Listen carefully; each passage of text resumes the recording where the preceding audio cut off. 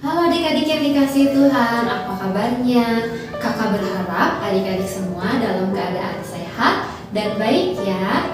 Hari ini kita berkumpul kembali di kebaktian sekolah minggu online. Adik-adik penuh dengan sukacita?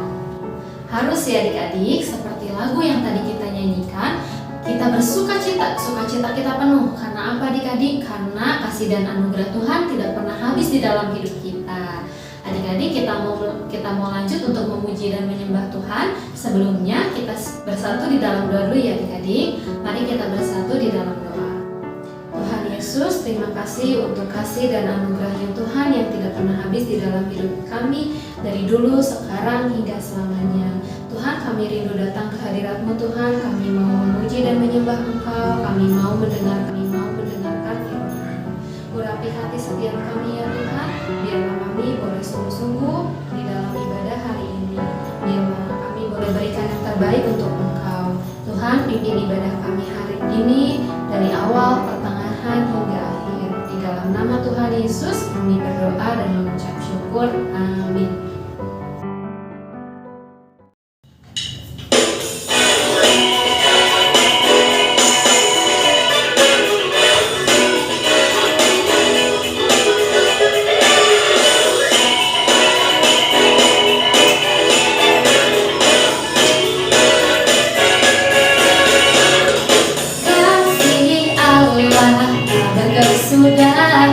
Selalu baru setiap pagi.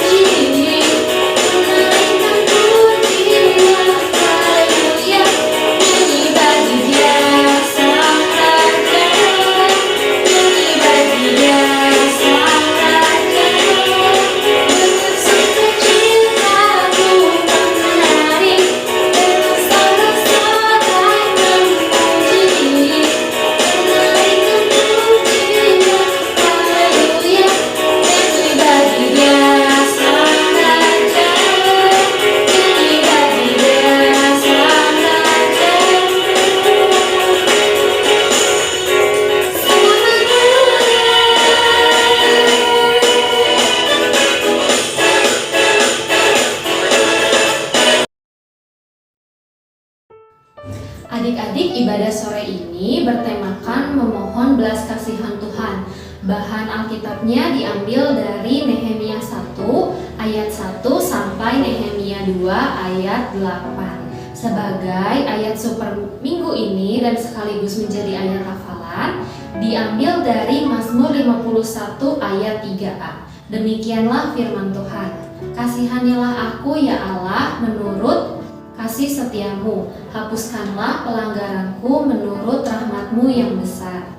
Kita hafalkan sekali lagi adik-adik, Mazmur 51 ayat 3a.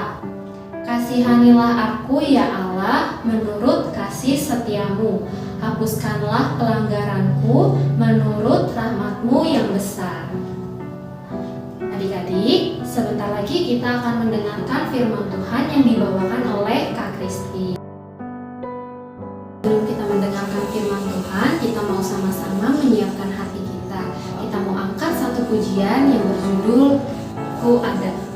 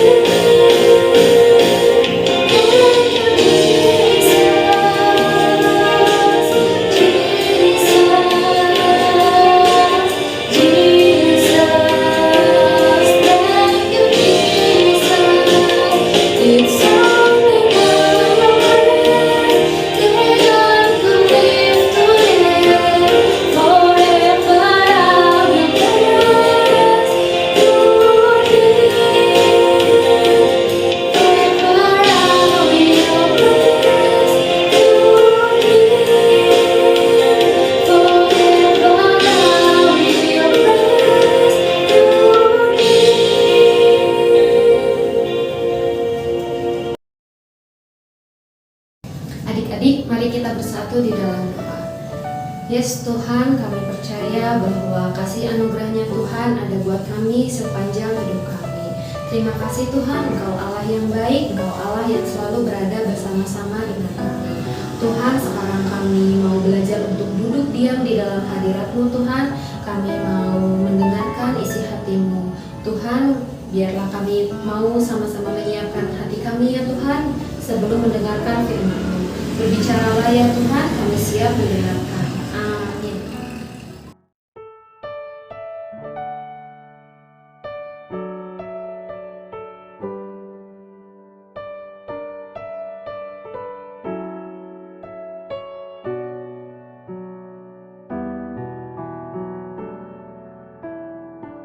Halo adik-adik, kita jumpa lagi dengan Kak Kris di Kebaktian untuk anak kelas besar dan tura GKI Taman Cibondo. Pertama-tama kakak mau sapa kalian, bagaimana kabarnya? Selama kita nggak berjumpa, kakak berharap adik-adik tetap dalam keadaan yang sehat, sukacita bersama dengan Tuhan. Sebentar lagi kalian akan menghadapi UAS, di tengah-tengah persiapan kalian, kakak ajak kalian untuk tetap beribadah kepada Tuhan. Yuk kita mulai firman Tuhannya. Firman Tuhan kali ini berjudul Memohon Belas Kasihan Tuhan. Diambil dari kitab Nehemia, pasal yang pertama ayat pertama sampai dengan pasal kedua ayat ke-8. Nehemia. Nama tersebut tidak asing lagi buat adik-adik. Ya, Nehemia adalah seorang Israel yang pada saat itu dibawa ke pembuangan ke Babel, ditawan di Babel ketika bangsa Israel kalah berperang. Jadi pada dasarnya Nehemia ini adalah seorang tawanan adik-adik ya. Nah, di pembuangan Babel, Nehemia bekerja sebagai juru minum Raja Artasasta, raja yang berkuasa pada saat itu. Pada suatu hari di bulan Kislu, yaitu bulan yang ke-9 dari penanggalan Yahudi, atau untuk bulan kita sekitar bulan November, Nehemia kedatangan seorang tamu. Siapa ya tamu ini adik-adik? Dia adalah Hanani. Hanani ini disebut oleh Nehemia sebagai salah seorang dari saudara-saudara dari Yerusalem. Jadi adik-adik, pada saat itu ada sebagian dari bangsa Israel yang tidak dibawa ke Babel dan masih tetap tinggal di Yerusalem. Nah, Hanani berkunjung ke Babel mengunjungi Nehemia. Adik-adik kira-kira bisa bayangkan nggak apa yang mereka perbincangkan, ya, Nehemia dan Hanani. Ya, kalau ketemu dengan seorang yang saudara yang berasal dari sekampung halaman, begitu, kira-kira apa yang mereka akan perbincangkan? Ya, bagi Nehemia tentu senang ya bertemu dengan saudara dari kampung halamannya, gitu ya. Dia pasti kangen begitu ya, karena sudah lama tidak pergi, sudah lama jauh dari kota kelahirannya. Ya. Nehemia, adik-adik sudah bayangkan, Nehemia pasti bertanya-tanya, bagaimana keadaan Yerusalem, kota nenek moyangku, ya. Bagaimana orang-orang yang ada di sana? Sanak saudara kita bagaimana? Ya. Banyak mungkin pertanyaan-pertanyaan yang Nehemia ajukan kepada Hanani. Rasa ingin tahunya besar adik-adiknya. Kemudian jawab Hanani, orang-orang yang masih tinggal di daerah sana yang terhindar dari penawanan ada dalam kesukaran besar dan keadaan tercela. Tembok Yerusalem telah terbongkar dan pintu-pintu gerbangnya telah terbakar. Adik-adik, pada zaman Nehemia, tembok kota itu adalah lambang kebesaran sebuah kota, kebanggaan dari penduduk kota tersebut. Jadi, ketika tembok suatu kota itu roboh, maka bisa dibilang kota tersebut tanpa kubu-kubu pertahanan, dan penduduknya dibilang ini dalam keadaan yang tercela, ya, begitu ya. Kaget adik-adik ya, Nehemia dengan keadaan kota nenek moyangnya. Ketika mendengar berita itu, duduklah Nehemia menangis dan kemudian berkabung. Ya. Nehemia sedih sekali. Dia berdoa dan berpuasa kepada Tuhan. Kira-kira begini isi doa Nehemia. Ya Tuhan Allah semesta langit, Allah yang maha besar dan dahsyat, yang berpegang pada perjanjiannya dan kasih setianya kepada mereka yang kasih kepadanya. Berilah telingamu, bukalah matamu, dan dengarlah doaku yang kupanjatkan siang dan malam bagi orang-orang Israel, hamba-hambamu itu, dengan mengaku dosaku, dosa keluargaku, dan dosa bangsaku. Nehemia di sini memuji, menyembah Tuhan, Tuhan yang maha besar. Kemudian lagi doa Nehemia, kami telah sangat bersalah terhadap-Mu dan tidak mengikuti perintah-perintah-Mu, ketetapan-ketetapan-Mu, peraturan-peraturan-Mu yang telah Kau perintahkan kepada Musa hamba-Mu. Sini Nehemia bermaksud untuk mengaku dosa, baik dosanya, dosa keluarganya, dosa bangsa Israel. Kemudian lanjutnya doa Nehemia,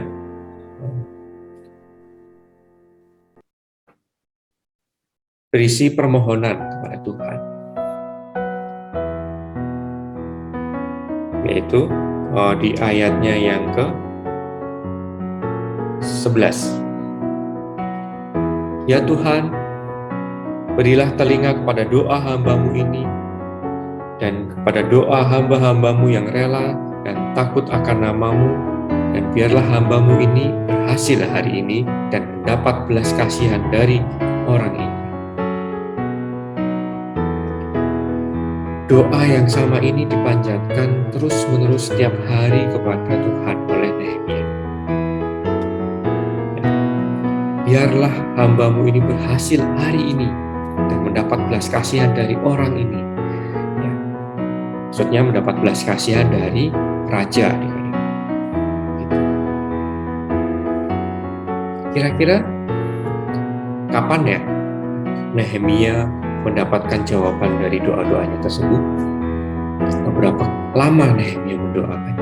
1 hari? 2 hari? 1 minggu? Kita bisa lihat di pasalnya yang kedua. Yuk kita perhatikan pasal yang kedua. Pasal yang kedua. Pada bulan Nisan, ketika Nehemia sedang melakukan tugas pekerjaannya, yaitu menyediakan anggur, menuangkan dan membawanya kepada raja, kedapatan oleh raja bahwa muka Nehemia itu sedih dan muram. Raja kemudian bertanya kepada Nehemia, mengapa mukamu muram, walau engkau tidak sedang sakit? Engkau pasti sedang susah hati. Dan apa jawab Nehemia? Hiduplah raja untuk selamanya. Aku sedih karena kota tempat kelahiranku, kota nenek moyangku telah menjadi reruntuhan. Pintu-pintu gerbangnya terbakar habis oleh api. Lalu kata raja kepada Nehemia, lalu apa yang kau inginkan raja bertanya pada seseorang, apa yang kau inginkan? Ini tentu bukan pertanyaan basa-basi, adik-adik. Sungguh-sungguh raja bertanya kepada Nehemia, apa yang kamu inginkan? Pikir Nehemia, ini mungkin kesempatanku. Ini mungkin jawaban doa aku kepada Tuhan selama ini. Sebelum menjawab raja, Nehemia berdoa lagi kepada Tuhan secara spontan. Ini ciri khas Nehemia. Mungkin singkat saja doanya, adik-adik. Biarlah hamba-Mu berhasil hari ini dan mendapat belas kasihan dari orang. Nehemia kemudian menjawab kepada raja.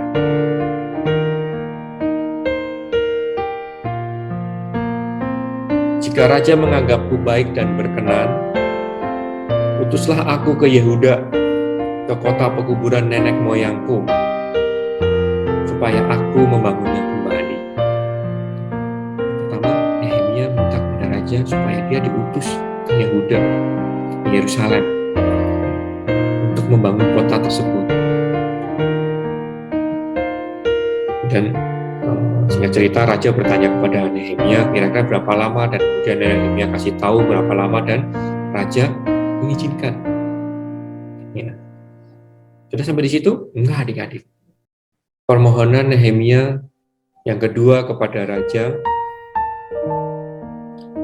jika raja menganggap baik, berikanlah aku surat untuk bupati-bupati di daerah seberang sungai Efrat, supaya mereka membolehkan aku lewat, berjalan, menyeberang, sehingga aku boleh sampai ke Yerusalem. Jadi ini semacam surat perjalanan, adik-adik. Kalau di zaman kita ini kita bisa bilang ini sebagai paspor, supaya Nehemia boleh melewati daerah-daerah, ya, wilayah kekuasaannya Babel ini, sehingga sampai ke Yerusalem. Ada lagi, adik-adik, permintaan Nehemia yang ketiga kepada raja. Kita bacakannya. Pula sepucuk surat bagi Asaf, pengawas taman raja. Oh, ada apa nih di taman raja?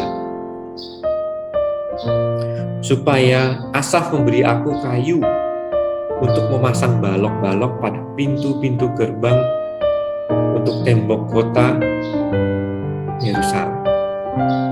Jadi Nehemia juga meminta material bahan bangunan, ya, kayu dari taman raja, supaya bisa dipakai untuk membuat balok untuk pintu-pintu gerbang di Yerusalem. Gimana respon raja? Ada di ayat selanjutnya. Dan raja mengabulkan permintaanku itu karena apa? Karena tangan Allahku yang murah melindungi aku. Oleh karena kemurahan Tuhan, oleh karena belas kasihan Tuhan, raja mengabulkan semua permohonan Nehemia. Oh iya, kira-kira berapa lama ya Nehemia berdoa siang dan malam tadi? Itu ada di pasal 2 di ayat yang pertama, di awal tadi, pada bulan Nisan. Jadi kira-kira sekira 4 bulan. Bulan Nisan itu kira-kira bulan Maret.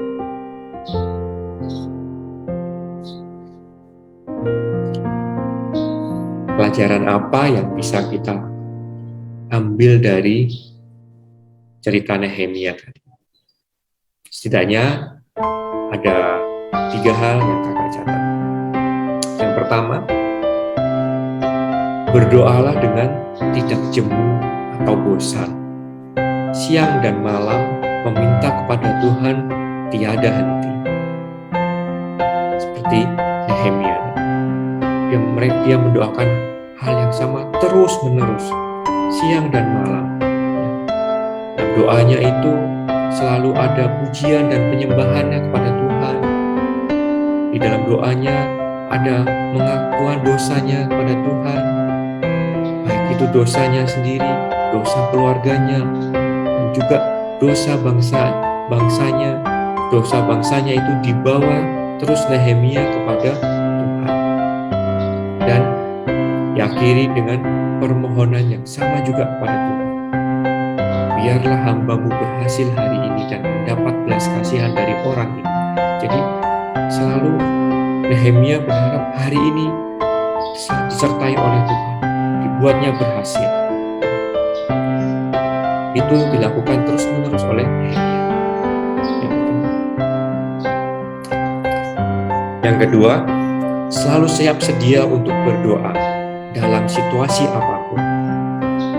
Contohnya Nehemia tadi, adik-adik. Ketika ditanya oleh raja, sebelum dia jawab, dia tiba-tiba berdoa dulu kepada Tuhan. Ya. Kita bisa contoh nih adik-adik. Ya, Tuhan kita itu adalah Tuhan yang dekat adik-adik. Ya, kita bisa datang kapanpun, dimanapun ya, kepada Tuhan. Contohnya, ketika kalian sedang berjalan, ada lubang tiba-tiba di depan, dan kemudian pada saat yang tepat kalian bisa menghindari lubang tersebut dan tidak jatuh. Pada saat itu juga bisa kalian bersyukur pada Tuhan. Syukur Tuhan. Ya.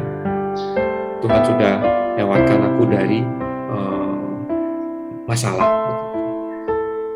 Atau pada saat yang tidak disangka, tidak diduga, kalian menerima sebuah pemberian dari keluarga, dari teman, begitu. Saat itu juga bisa berdoa juga pada Tuhan, mengucap syukur, terima kasih Tuhan. Atau pada saat itu kalian punya masalah, gitu.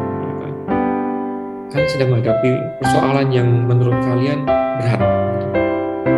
Saat itu juga bisa doa juga, Tuhan tolong aku. Tak perlu panjang-panjang, singkat, spontan. Ya.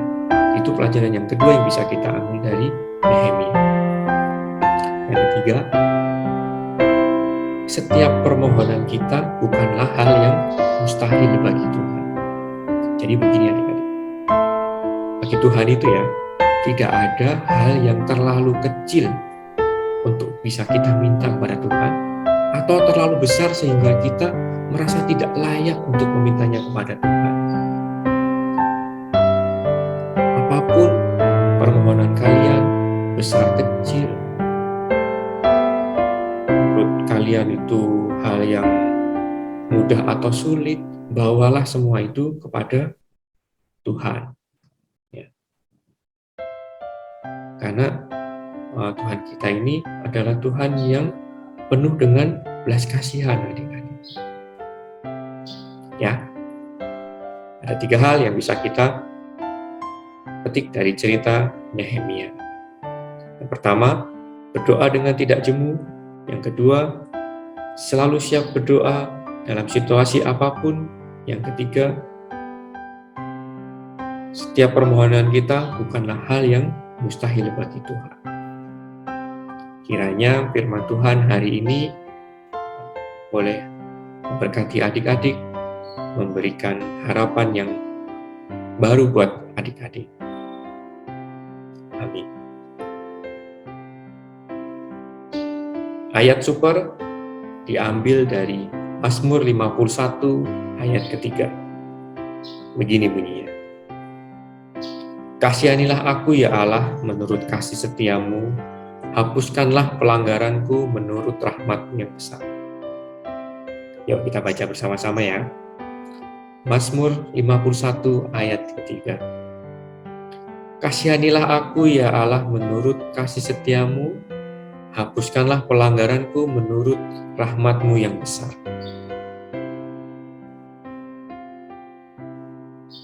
Ya, sampai di sini firman Tuhan adik-adik. Tetap semangat menghadapi UAS, jaga kesehatan, dan sampai bertemu lagi. Bye-bye. Adik-adik, tadi kita sudah mendengarkan firman Tuhan, bagaimana Nehemia mau merendahkan hatinya dan memohon belas kasihan Tuhan. Kita juga mau sama-sama belajar untuk merendahkan hati kita saat kita berdoa. Kita nggak memaksa Tuhan kalau Tuhan harus menjawab doa kita saat itu. tapi kita mau belajar untuk sabar dan percaya bahwa Tuhan akan menjawab doa kita pada waktunya. Dengan berdoa tajam-jemu karena kita yakin dan percaya bahwa doa mengubah segala sesuatu. Sama seperti pujian yang akan kita nyanyikan sekarang ya adik-adik.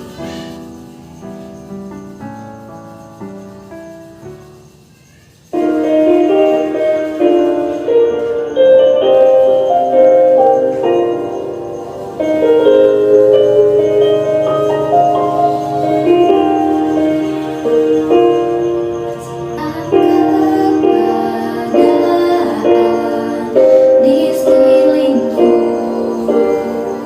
ada di luar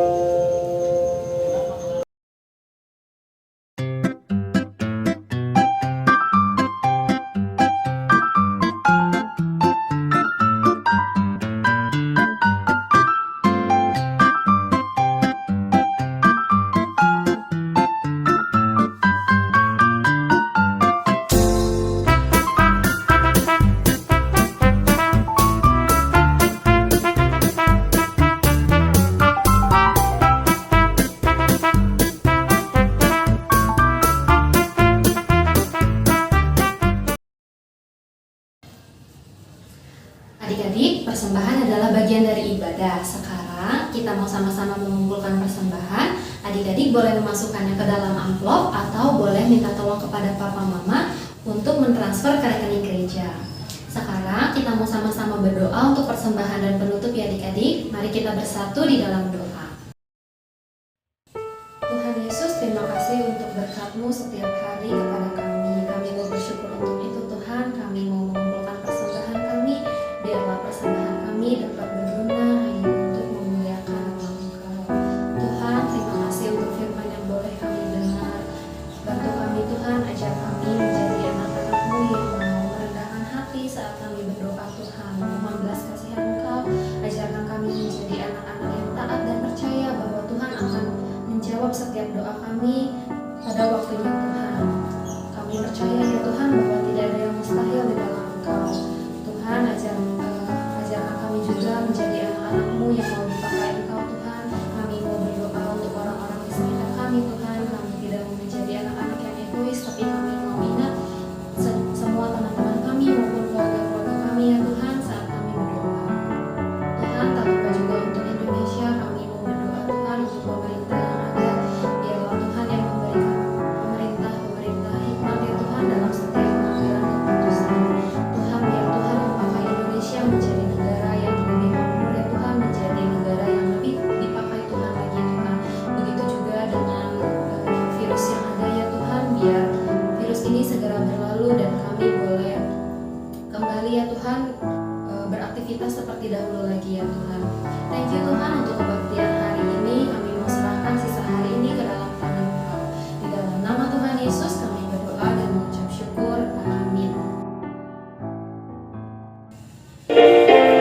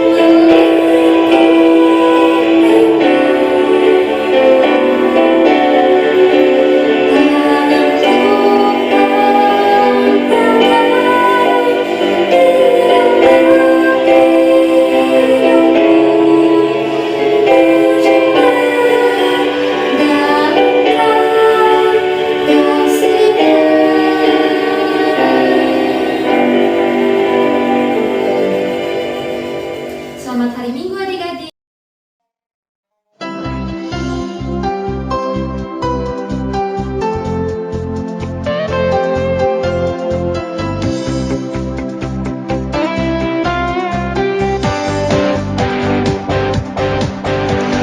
Kecil tapi berharga, kasih Tuhan luar biasa.